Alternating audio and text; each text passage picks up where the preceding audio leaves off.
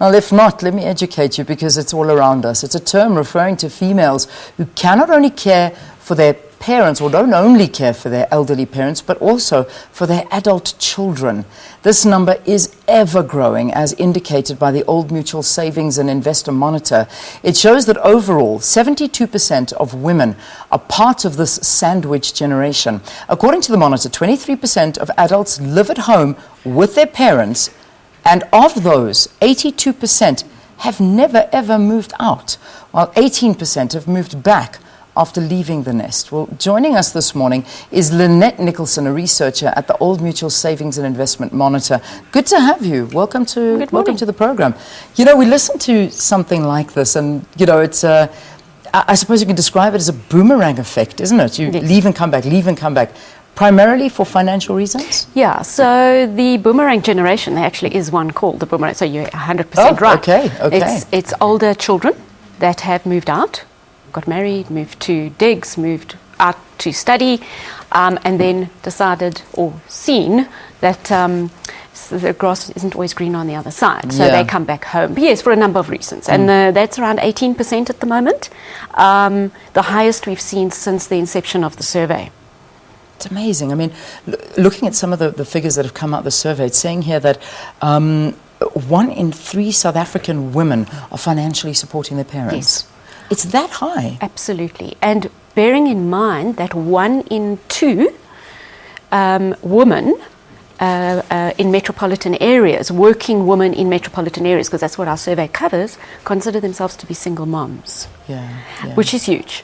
So, you know, 1 in 2. Yeah. So those are also single moms supporting kids and having to support parents or an aging family member. And you know, in the introduction we were saying adult kids. You know, we say adult kids in a way where obviously they're of working age, they can go out, they can get their own jobs, and yet you're still supporting your children. What is it? Is it the lack of job availability? Is it the lack of will to want to go and get a job because you're just so used to being supported by your mom? Or what's the problem? I think it's all of those things. So I think we think about the unemployment rate for youngsters. I think that plays a part definitely, and I think the cost of living.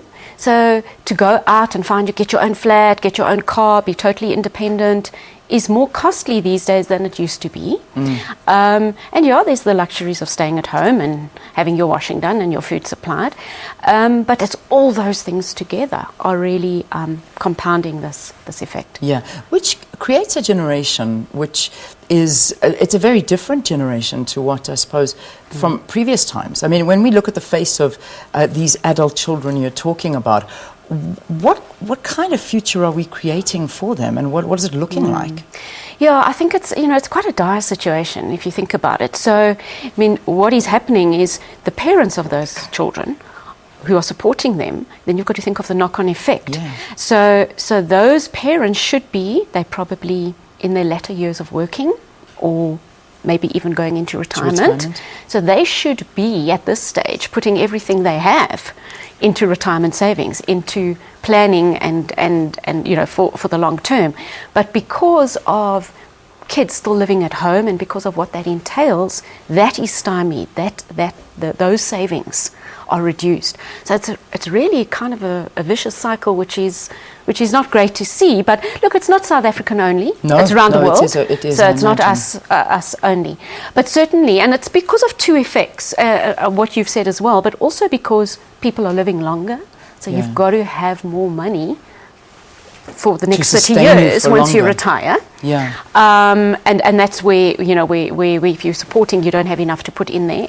And also because a parent or people are having children later in life. Yeah. So when you are in your 50s or perhaps late 50s or 60s, you might still have supporting your children, putting them through school. So those 2 effects, and it's worldwide as well, you know, make the situation quite quite dire. Yeah, just we're going to wrap very quickly, but there was one, this whole conversation brings to mind something that came up in a discussion we did last week. It was a focus on women in science, and so many of these women that were chatting in this panel discussion and in this the audience saying they would love to study further. They really, really would to go on to complete their doctorates and whatever else, but they've got so many people dependent on them that money is an impossibility to further their studies. So yes, getting a bursary is a great thing, but there's no way they can even think of a luxury like that and further themselves, hence further the skills of South Africa, which is a big knock-on effect for the country. Absolutely right again. And I think what we find in our survey as well is the younger people have a major realization that they are going to have to do this. So when we ask them, do you think you're going to have to take care of your parents? I think the figure's around about 75%. Sure. So yeah, no.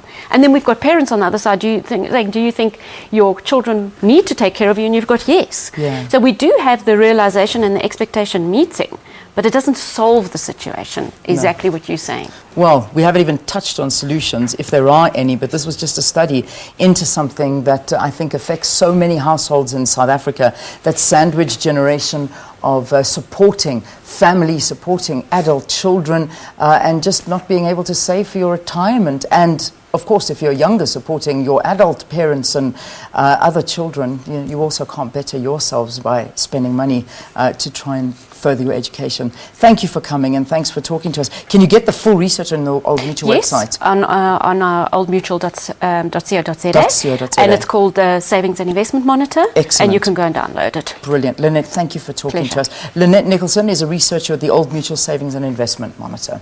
All right, the time, 22 minutes past 8.